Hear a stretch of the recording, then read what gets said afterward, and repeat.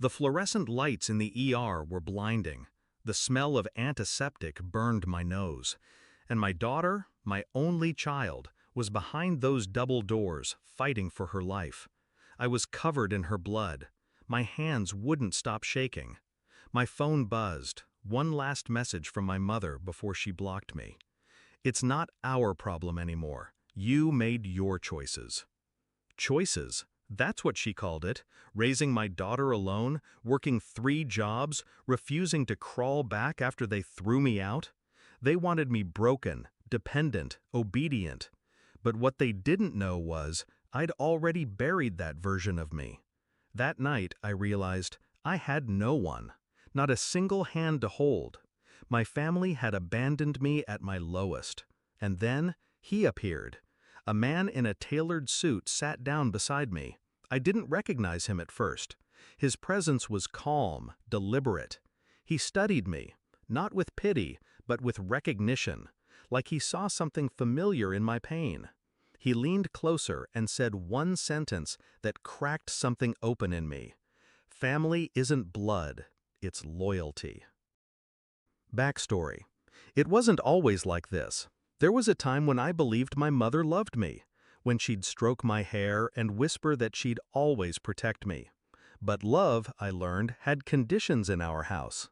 When I got pregnant at 19, she turned her back. My stepfather sneered. My siblings laughed.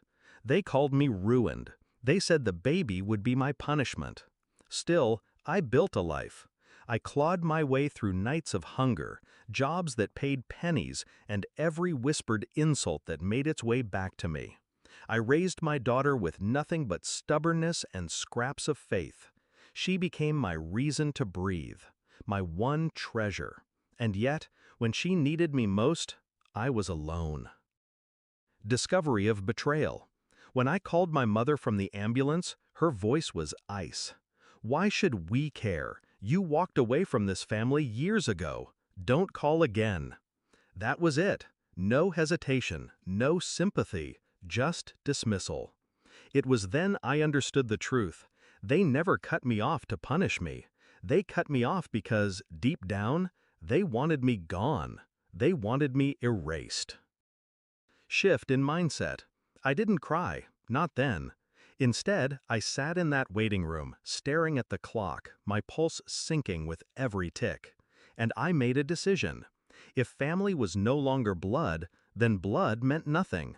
If they could abandon me so easily, then I would return the favor, with precision. Not by yelling, not by begging, by building, quietly, patiently, ruthlessly. Execution of the plan. The billionaire beside me wasn't a stranger for long. His name was Daniel. He'd lost his wife years ago in a similar ER waiting room. He knew the sting of abandonment, the venom of betrayal. And he gave me something more valuable than money: guidance. He showed me how to shift my life, how to turn pain into leverage. He opened doors that had been bolted shut my whole life. I went back to school at night, built my business in the shadows. Every dollar I earned, I invested. Every insult my family once spat at me became fuel.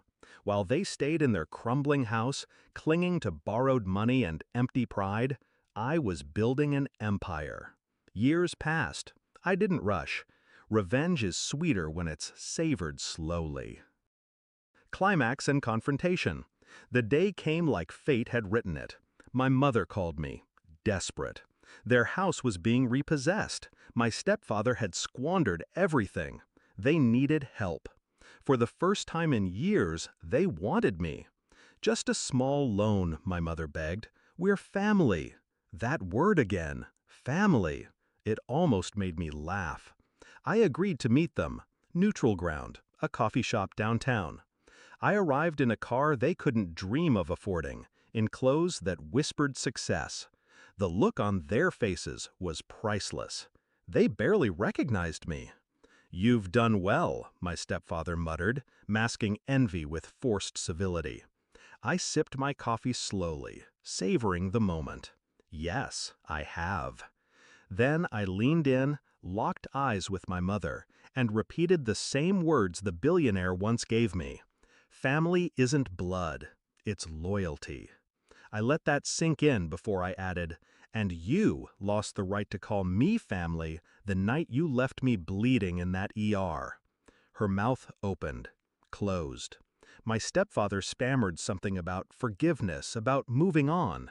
I stood, dropped $100 bill on the table.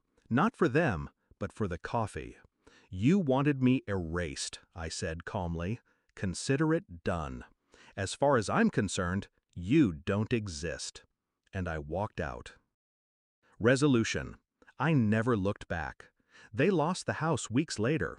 The family fractured, turning on each other like wolves fighting over scraps. Me? I built a new life. My daughter survived that night in the ER. She grew stronger, sharper, my mirror in every way. The billionaire who once sat beside me became my mentor, my ally, my chosen family. And I kept the lesson burned into my bones.